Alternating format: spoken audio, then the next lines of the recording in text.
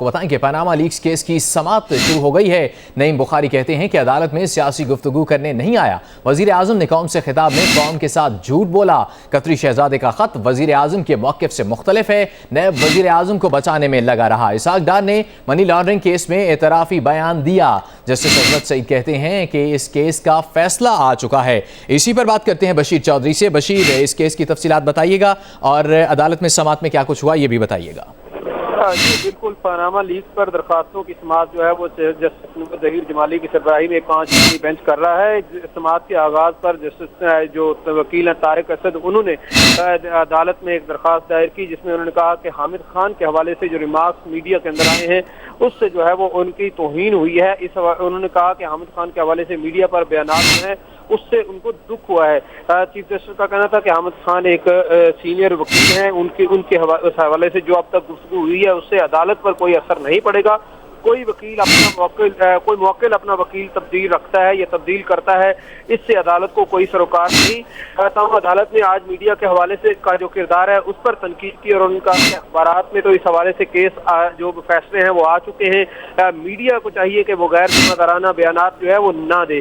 तो अदालत ने जो तारिक असद की हामिद खान की तब्दीली के हवाले से दरख्वास्त थी वो निपटा दी और उन्होंने कहा कि ऐसे इशूज को जो है वो बढ़ा चढ़ाकर पेश न किया जाए। जमात इस्लामी के वकील ने अदालत से ये सदा किया है कि तमाम फरीकैन को इस बात का पाबंद किया जाए कि केस को जो है वो मुख्तसर रखा जाए और अदालत जल्द अज जल्द कमीशन तश्कील दे, क्योंकि कौम इस केस के नताइज जो है वो जानना चाहती है।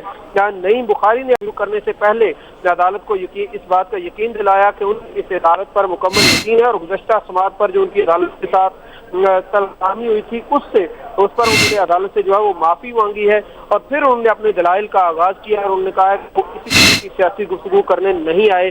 उन्होंने वज़ीर आज़म के दोनों बल्कि तीनों खिताबात का हवाला देते हुए कहा कि उन्होंने वज़ीर आज़म ने अपने इन खिताबात में बिलखुसूस कौमी असम्बली के फ्लोर पर जो तकरीर की थी उसमें जो है उन्होंने सच नहीं बोला। मरियम नवाज वज़ीर आज़म की ज़ेर कफालत रही है और कतरी शहजादे का जो खत है वो उसने वज़ीर आज़म की क्रेडिबिलिटी को तबाह कर दिया है। कतरी शहजादे का खत वज़ीर आज़म के मौक़िफ़ से बिल्कुल बराबर है। नईम बुखारी ने भी अदालत की तरह चेयरमैन नैब को अपनी जिम्मेदारियों में नाकाम रहने पर तनकीद का निशाना बनाया और उन्होंने कहा कि नैब जो है वो वज़ीर आज़म को तहफ़्फ़ुज़ देती रही है। अदालत को चाहिए कि वो इसके खिलाफ आर्टिकल 209 के खिलाफ तहत कार्रवाई करे। केस की समाअत इस वक्त जारी है और नईम बुखारी के दलाइल जो हैं वो हो रहे हैं। बशीर चौधरी, शुक्रिया आपका।